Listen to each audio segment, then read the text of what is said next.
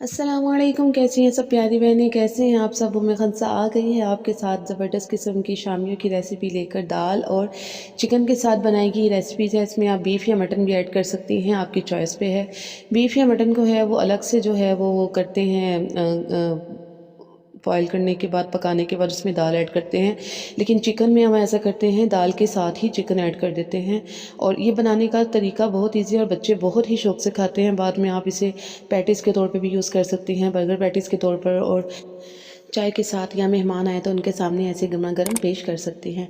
सबसे पहले हमने जो है 1 केजी दाल ली है और उसमें 1 केजी ही मैंने जो है वो चिकन ऐड किया है। ये आपकी चॉइस पे है, आप चिकन ज़्यादा डालें या थोड़ा डालें। बहरहाल मैंने जो 1 केजी चिकन है वो उसके ऊपर ऐड कर दिया है और इसके साथ ही हम जितने भी मसाले हैं वो सारे हम इसमें ऐड कर देंगे। सबसे पहले मैंने सब्ज़ मिर्च ली है जो कि मैंने इसके ऊपर डाल दी है। इसके बाद मैं इसमें डालूँगी लहसुन अदरक का पेस्ट जो कि मैंने ग्राइंड करके रखा हुआ है। इसकी रेसिपी भी बहुत जल्द मैं आप लोगों के साथ शेयर करूँगी। लहसुन अदरक का पेस्ट आपकी चॉइस पे है, आप चाहें तो इसे कट करके डाल दें, चाहे तो पेस्ट बना के डाल दें। पेस्ट बनाने का फ़ायदा ये होता है कि आपके मुंह में नहीं आता और इसके पीसेस बाद में जब चिक्कियाँ मैश करनी होती हैं, बनानी होती हैं, तो आपके मुंह में इसके लम्स वगैरह नहीं आते। इसके साथ ही 2 अदद जो प्याज हैं वो मैं इसमें कट करूँगी। आप मोटे भी काट सकती हैं क्योंकि बाद में जब इसको हम पीसते हैं या मैं क्रश करते हैं तो ये सारी चीज़ें खुद ब खुद इसमें मिक्स हो जाती हैं। इसके साथ ही हम बाकी मसाले ऐड करेंगे, नमक, सुरख मिर्च, हल्दी, गरम मसाला, ज़ीरा, सूखा धनिया, जो भी आपके पास घर में मसाले हैं वो सारे आप डाल दें। लेकिन जब हमारी शामियाँ पक जाएंगी तो उसके बाद हम इसमें टिक्का मसाला और अचार गोश्त मसाला भी है जो वो ऐड कर लेंगे। इसके साथ जो गरम मसाला है साबुत डालना है तो साबुत डाल दें, अगर आपके पास पिसा हुआ है तो आप वो भी डाल सकते हैं। कड़ी पत्ता और दालचीनी लाजमी डालिएगा, उसका इसमें बहुत अच्छा टेस्ट और खुशबू आती है। इसके अलावा मैंने इसमें कुछ भी ऐड नहीं करना, मैंने इसमें इतना पानी ऐड करना है कि जो मेरी दाल है वो इसमें डिप हो जाए। आप भी इसमें सिर्फ इतना पानी ऐड कीजिएगा कि जितनी आपकी दाल है वो इसमें डिप हो जाए, दाल से ऊपर पानी ना आए, वरना आपकी शामियाँ बहुत नरम बनेंगी और आपको जब शामियाँ आप बनाएंगे तो आपको बहुत मसला होगा। हमने ऊपर कैप लगा दिया है, आप चाहे तो प्रेशर में भी बना सकते हैं, मैं इसमें बना रही हूँ। अभी मेरी शामियों में पानी है लेकिन अभी मैं इसको पकने के लिए और रख देती हूँ। दाल फूल के बाहर तक आ चुकी हुई है।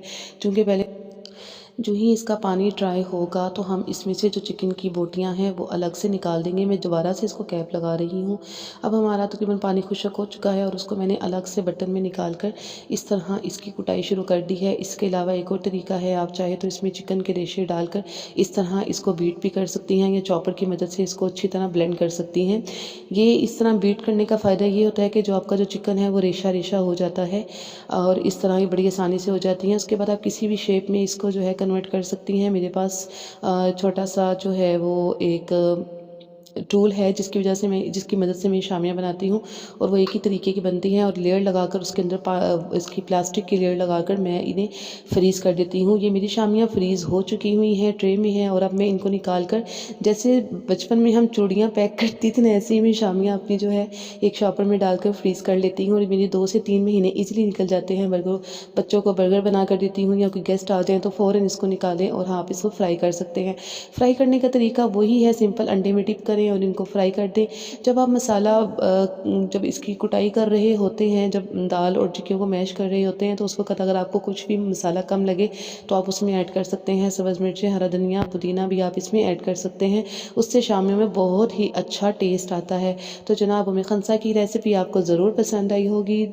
उम्मे खंसा का चैनल अभी तक आपने सब्सक्राइब नहीं किया तो सब्सक्राइब माई चैनल और बेल आइकन का बटन प्रेस करना मत भूलिएगा। दुआ में याद रखिएगा। उम्मे खंसा को दीजिए इजाज़त। फ़ी अमानिल्लाह। अल्लाह हाफ़िज़।